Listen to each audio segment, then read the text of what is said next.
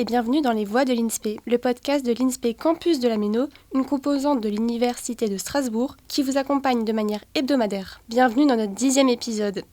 Waouh, c'est fou de se dire qu'on est déjà au 10e épisode, on espère en tout cas que ça vous plaît toujours.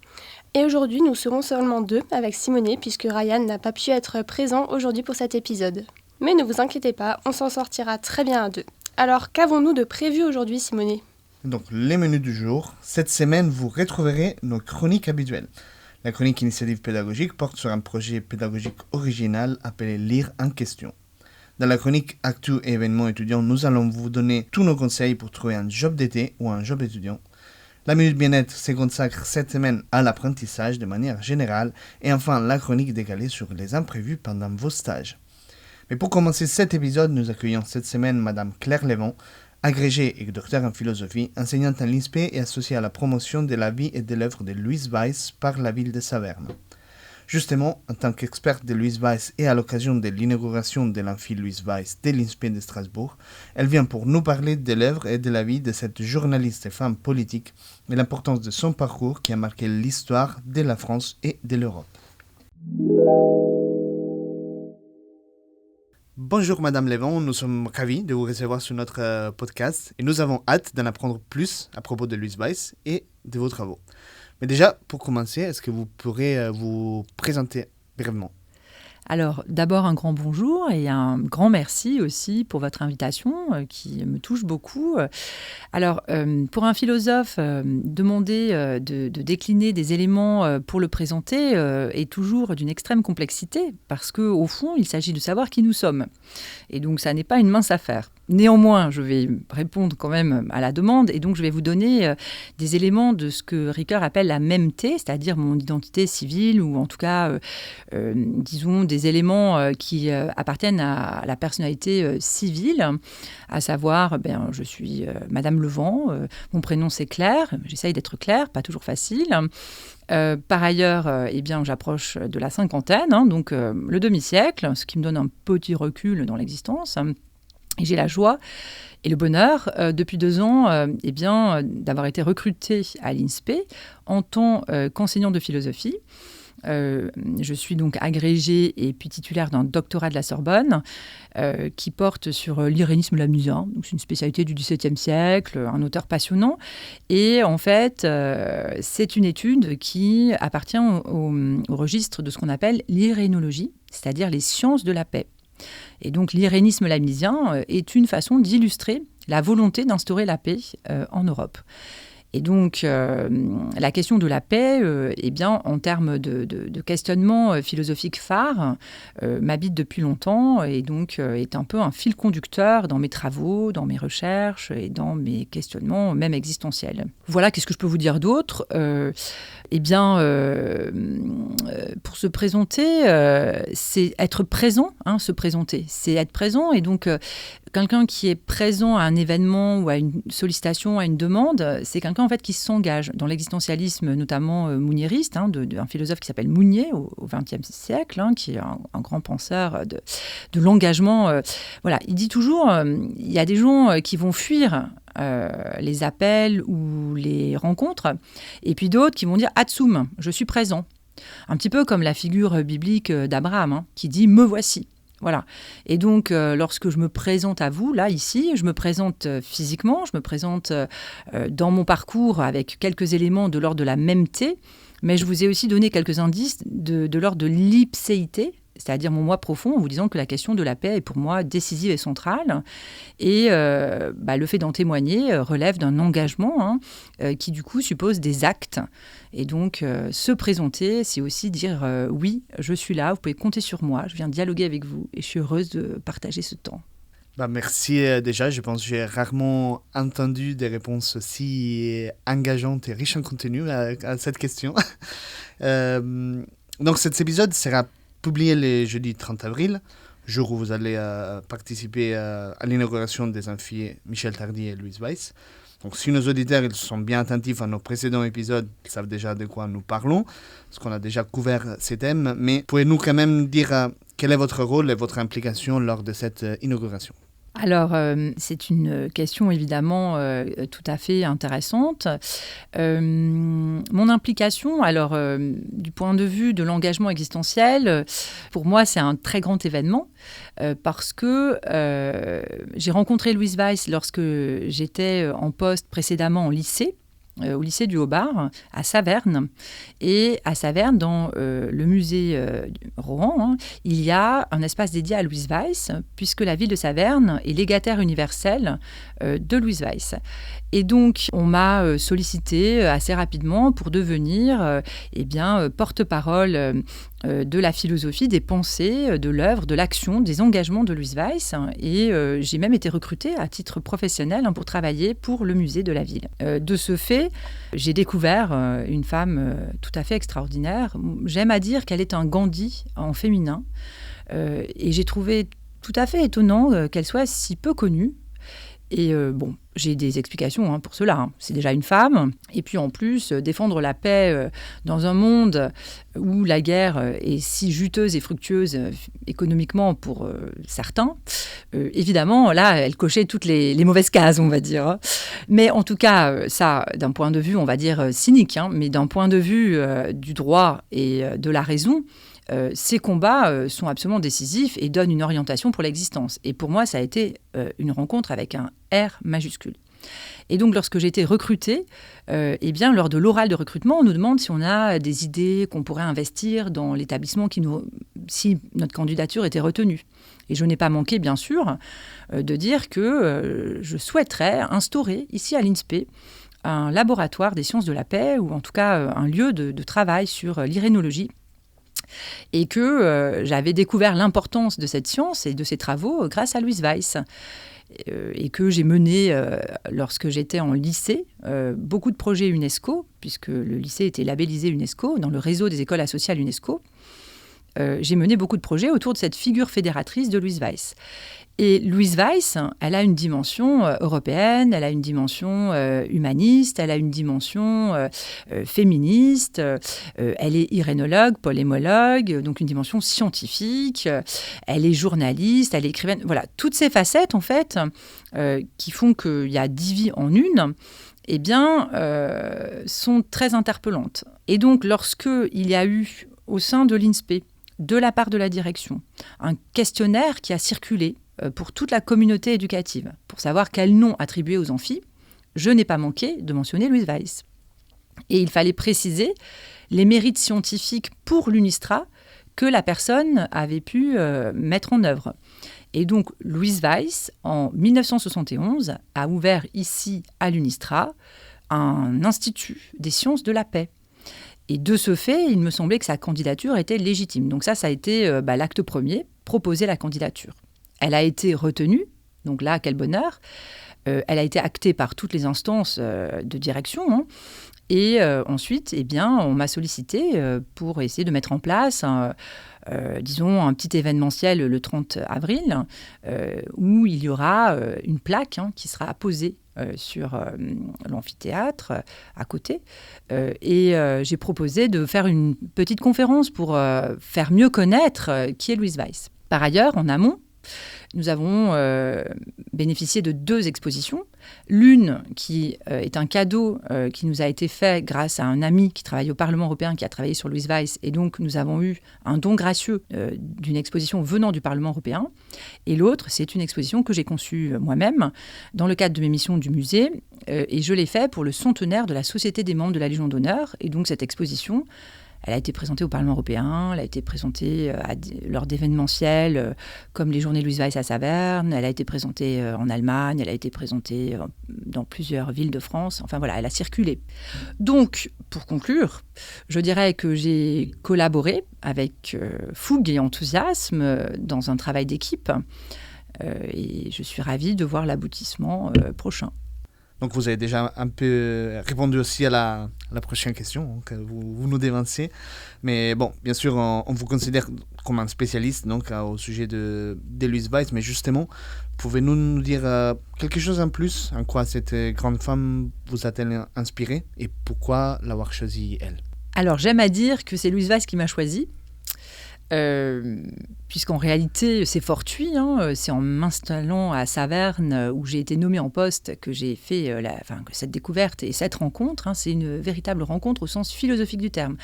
Et quelque part, c'était un peu comme un appel, le fait d'aller travailler au musée parce que j'aime la culture. Et puis, le parcours de cette femme exemplaire était interpellant. Et donc, je pourrais dire que ce qu'il y a vraiment d'exaltant dans la trajectoire de cette femme, c'est que je résume toujours son parcours en disant « impossible n'est pas féminin ». Mais lorsqu'on le dit de façon aussi hâtive, on ne voit pas toute la portée du propos. En réalité, elle est née dans une époque où pour une femme, tout était impossible. Et d'autant plus qu'elle était issue d'un milieu très spécifique où tout était prédéterminé. Lorsqu'on essaie dans ce cadre sociologique, la seule issue était un bon mariage avec un bon parti, et ensuite une famille florissante, et ensuite tenir salon, tenir son rang, se soucier de la mode et des potins tendances, je dirais. Alors qu'elle a choisi vraiment une voie tout à fait différente, tout à fait divergente. Et elle en a payé tout le prix. Mais elle en a eu aussi toutes les récompenses et le grand mérite. Comment pensez-vous qu'il est important pour les étudiants de l'INSPE, qui sont notamment des futurs enseignants ou des futurs CPE, de connaître les parcours de Louise Weiss et de connaître les valeurs qu'elle a laissées en héritage? Alors, c'est une excellente question. Louise Weiss s'est toujours souciée de transmettre des valeurs qui soient porteuses ou vectrices de paix. Et dans les années 1930, elle a même fondé à la Sorbonne une école de la paix, une nouvelle école de la paix, pour transmettre aux professeurs des écoles des outils, des façons d'avoir des lectures en politologie, en géostratégie internationale, pour mieux comprendre les équilibres nécessaires à la paix. Et je crois qu'elle aurait été, si elle avait vécu plus longtemps, elle a vécu 90 ans et elle a fait beaucoup, mais si elle avait pu vivre plus longuement et si elle avait eu aussi possiblement la possibilité de transmettre sa philosophie à davantage de personnes, elle aurait souhaité qu'il y ait un enseignement d'éducation à la paix, un peu comme l'a fait Maria Montessori. Maria Montessori a écrit des textes majeurs sur l'éducation à la paix. Et je crois qu'aujourd'hui, l'actualité nous montre à quel point ce serait important d'avoir ces formations en irénologie pour tous, à grande échelle. Très, très, très belle initiative, très important. Donc, merci beaucoup, Madame Lévon, d'être venue sur les voies de l'INSPE, de nous avoir partagé vos connaissances. Nous comprenons la passion qui vous anime concernant l'œuvre et les valeurs de Louise Weiss. Est-ce que vous voulez conclure avec un petit message pour nos auditeurs, une dernière petite chose? Alors oui, une phrase qui me vient à l'esprit. Louise Weiss disait que il faudrait chaque jour pouvoir mettre en place un petit pas vers la paix. Chaque jour, un petit pas vers la paix. Aujourd'hui, demain, après-demain, un petit pas vers la paix. Bien sûr, il peut y avoir des acteurs majeurs de la paix, des gens qui vont prendre des décisions internationales, voilà. Mais tout le monde peut contribuer. Et au fond, si chaque soir, on peut se dire « Tiens, aujourd'hui, j'ai posé des petits pas pour la paix », je crois que nous aurons œuvré à quelque chose, au fond, de très grand. Merci encore pour ces très beaux messages finaux et merci encore pour avoir aidé avec nous aujourd'hui. C'est moi qui vous remercie. On commence par notre chronique pédagogique. Chaque année, à l'INSPE de Strasbourg, un projet pédagogique original invite les étudiants en sciences de l'éducation et de la formation à dépasser la simple lecture universitaire pour en faire une expérience vivante et partagée.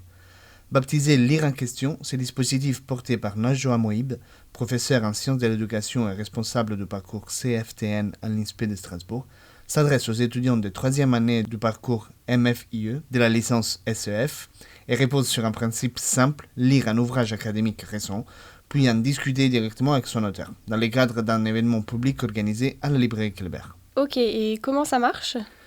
En fait, les étudiants commencent par rédiger une note de lecture classique sur un livre sélectionné par leur enseignant, mais très vite l'exercice se transforme. Grâce à des ateliers d'expression corporelle et d'écriture créative, ils apprennent à présenter leur analyse de manière originale par les jeux, les débats ou même la performance. L'objectif est de rendre accessibles des idées complexes et préparer une rencontre où étudiants et auteurs échangent à égalité devant un public curieux. Mais pourquoi faire ces projets, Émilie? Parce que la lecture universitaire ne doit pas rester un exercice solitaire. Lire en question casse les codes traditionnels en favorisant le dialogue entre chercheurs, étudiants et grand public. Les étudiants y gagnent en confiance et en créativité, tandis que les auteurs découvrent des regards neufs sur leurs travaux. Une façon de rappeler que la connaissance se construit aussi par l'échange et l'émotion. Et donc, pour ne pas manquer cet événement, tu peux nous donner la date et l'heure? Alors cet événement aura lieu le mardi 6 mai, donc 2026, de 15h à 16h30 à la librairie Kléber, qui accueillera une nouvelle édition de Lire en question avec un temps fort. La rencontre autour du livre Parce que nous croyons encore en l'éducation, coécrit par Xavier Bouchereux et Philippe Mérieux. Animée par les étudiants de l'INSPE, cette conversation abordera des thèmes brûlants comme l'autorité éducative, les déterminismes sociaux ou le rôle de l'intelligence artificielle dans l'apprentissage. Bref, c'est une occasion unique de voir comment la pédagogie peut devenir un levier d'émancipation, de responsabilité, de citoyenneté et de solidarité. Et donc, rendez-vous à la librairie Kléber.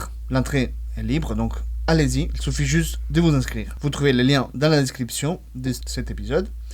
Et vous trouvez également une vidéo qui présente ces projets dans la playlist C'est la classe de cette chaîne YouTube. Et passons maintenant à la chronique Actu et événements étudiants. Être étudiant, c'est devoir travailler et réviser ses cours toute l'année. Et quand viennent les grandes vacances, c'est devoir encore travailler pour pouvoir se mettre de l'argent de côté. Mais grâce à cette chronique, on va t'expliquer comment chercher et trouver un job d'été qui te correspondra à 100%. Bon, tout d'abord, avant de commencer tes recherches, pense bien à vérifier le contenu de ton CV et de ta lettre de motivation. N'oublie pas de valoriser tes stages passés, de mettre en avant tes engagements associatifs si tu en as eu, et d'exploiter au maximum tes loisirs et tes activités sportives ou artistiques. Ok, maintenant que tu maîtrises l'art de se vendre, on va te dire où aller pour chercher des annonces d'offres d'emploi. Pour commencer, on te conseille le site JobAvise, qui est le site du Crous dédié aux jobs étudiants, où des employeurs y déposent quotidiennement leurs offres.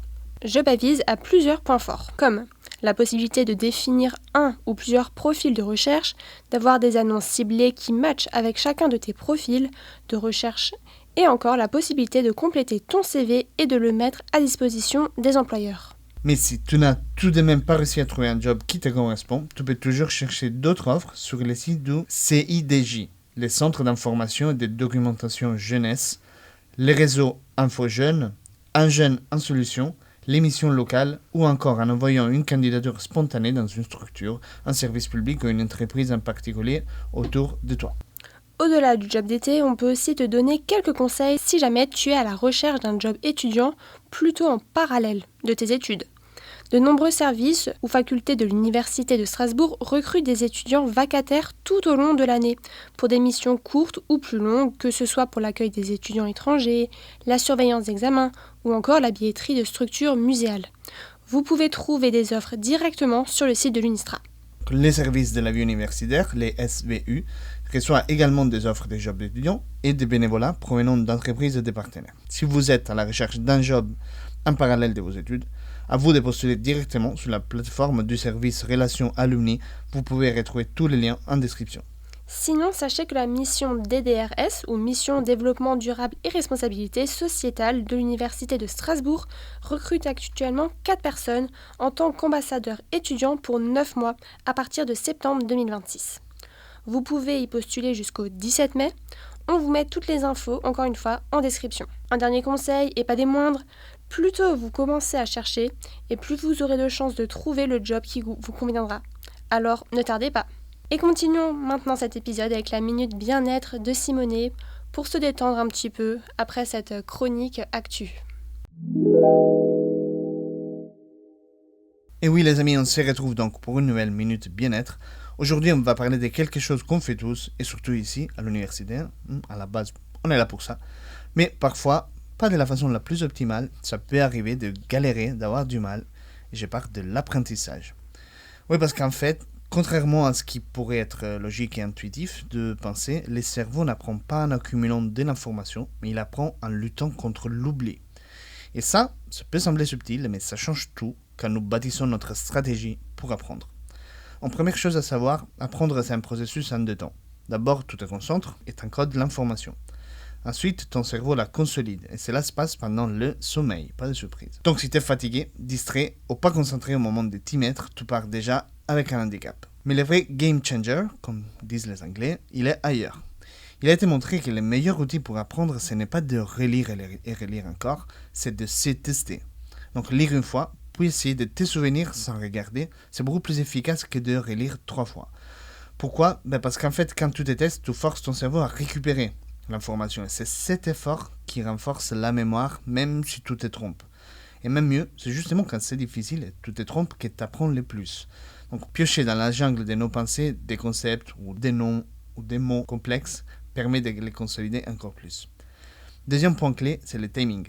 Le moment où tu te testes est crucial. Le plus efficace, c'est juste après avoir appris, ou le lendemain. Mais pas une semaine plus tard, parce que tu viens directement contrer l'oubli naturel du cerveau. Donc le délai de temps entre la lecture ou écoute et du test doit être plutôt restreint. Troisième point, souvent sous-estimé, la concentration est une compétence, ce n'est pas juste un talent.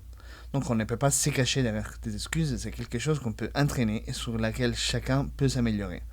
Donc s'efforcer à ramener son attention encore et encore, même quand ça décroche, c'est exactement ce qui déclenche l'apprentissage. Encore une fois, si c'est difficile, c'est bon signe, donc vous ne découragez pas. Des habitudes comme la méditation peuvent par exemple aider sur cet aspect-là, car lorsqu'on médite, c'est exactement ces motifs qu'on reproduit tous les temps. Donc ramener son attention autour d'un point central.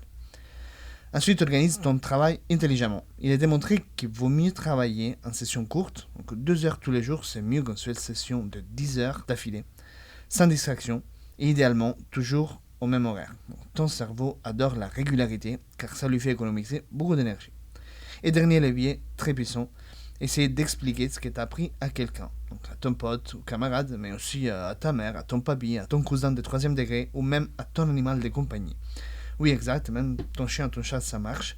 Car en t'efforçant à reformuler à voix haute, si tu es capable d'expliquer ce que tu viens d'apprendre, c'est que tu l'as vraiment compris. Et donc, si on résume ce qu'on vient de voir, concentre-toi. Donc, on a parlé beaucoup de concentration ces dernières semaines. Si tu n'as pas les épisodes, je t'invite à les réécouter. Teste-toi rapidement après avoir lu. Accepte la difficulté, car c'est un bon signe. Dors bien, comme toujours, et explique aux autres. Prendre efficacement, ce n'est pas forcément travailler plus, c'est travailler comme ton cerveau fonctionne vraiment. Et c'est tout pour l'épisode de cette semaine. J'espère que cela vous a été utile. Vous retrouvez comme d'habitude la bibliographie en description. Et pour finir cet épisode, passons maintenant à la chronique décalée d'Émilie. Aujourd'hui, on va parler du SOS d'un stagiaire en détresse. Parce que les stages, c'est top pour faire le lien entre théorie et pratique. On nous explique à l'INSPE quel geste professionnel adopter et on nous encourage à être curieux et donc à poser plein de questions. Mais on ne nous dit pas exactement quel type de questions poser. Par exemple, où sont rangées les dosettes à café ? Qui a le droit d'utiliser le micro-ondes de la salle du fond ? Bref, c'est souvent une fois qu'on est dans la situation qu'on réalise qu'on a oublié de les poser. Pour éviter ça, je vous propose d'anticiper quelques situations afin d'éviter de terminer le premier jour de votre stage déjà en PLS. Premièrement, l'arrivée devant le bunker. Tu as préparé ton itinéraire comme une opération commando. Trajet Google Maps enregistré, vérification au numéro 14 des horaires de bus effectués et adresse enregistrée. Tu es beau, tu es propre, tu es prêt à conquérir le monde professionnel. Mais une fois devant la porte, ton sourire de stagiaire parfait se fige. Comment entrer ? Tu réalises que tu n'as pas le code. Moment de solitude, tu te retrouves à faire des signes de détresse à travers la vitre ou à attendre désespérément que quelqu'un sorte pour te glisser à l'intérieur. Donc, mon premier conseil, toujours demander le numéro de téléphone de quelqu'un avant de te retrouver à faire une danse de la pluie devant la porte. Deuxièmement, le paradoxe de la Gen Z. On nous répète que nous sommes nés avec un téléphone dans la main, que la maîtrise des outils numériques est aussi naturelle que de respirer. Mais il y a un ennemi que nous n'avons pas encore réussi à vaincre, la photocopieuse. Elle réagit à une pression très précise de l'index, affiche un message d'erreur toutes les 3 minutes et donne l'impression d'être un trou sans fond qu'il faut recharger constamment en papier. Il ne manquerait plus qu'elle se mette à sonner en mode alerte nucléaire. 5 ans d'études ne servent alors plus à rien et on est confronté à notre petitesse dans ce monde. Un beau message d'humilité. Alors n'oubliez jamais de demander le mode d'emploi et surtout le code, encore une fois. Troisièmement, l'arène sociale, la salle de pause. Un lieu où tout le monde parle fort et où ton tuteur t'a lâchement abandonné pour rejoindre ses collègues. Te voilà avec ton tube que tu sers comme une bouée de sauvetage à essayer de trouver à qui parler pour la prochaine heure. C'est bon, tu as repéré ta cible idéale. Tu prends ton courage à deux mains et tu débutes une discussion. Mais tu te rends compte que tu ne connais pas sa position dans la société. Dilemme moral, tu ou vous. Tu deviens alors un professionnel pour détourner le problème avec des phrases improbables du style « Est-ce qu'il serait possible de… y a-t-il » au lieu de « peux-tu ». Pour éviter tout ça, n'hésite pas à demander dès le début dans une conversation « Rappelez-moi, vous êtes ?» Ça t'évitera bien des problèmes. Et voilà, si une ou plusieurs de ces situations vous parlent, rassurez-vous, vous n'êtes pas seul. À un moment ou à un autre, on est tous un peu perdus. Et c'est ok. Et voilà les amis, c'est tout pour cet épisode de notre podcast Les Voix de l'INSP, épisode numéro 10. Merci d'avoir passé ces quelques minutes avec nous. Et bon, vous l'avez compris, ce podcast c'est un espace pour parler de la vie étudiante, du campus et de ce qui se passe vraiment, des projets et des initiatives pédagogiques. Si cet épisode vous a plu, n'hésitez pas à vous abonner à la chaîne L'Atelier de l'INSP sur YouTube, à la chaîne Pod et à nos réseaux sociaux Instagram, Facebook, LinkedIn pour ne pas rater les prochains épisodes. Tous les liens sont comme d'habitude dans la description. Et surtout, ce podcast est le vôtre. Si vous avez une idée de sujet, un projet à présenter ou juste envie de prendre le micro, contactez-nous. On se retrouve très bientôt dans les Voix de l'INSP. Au revoir. Ciao, ciao.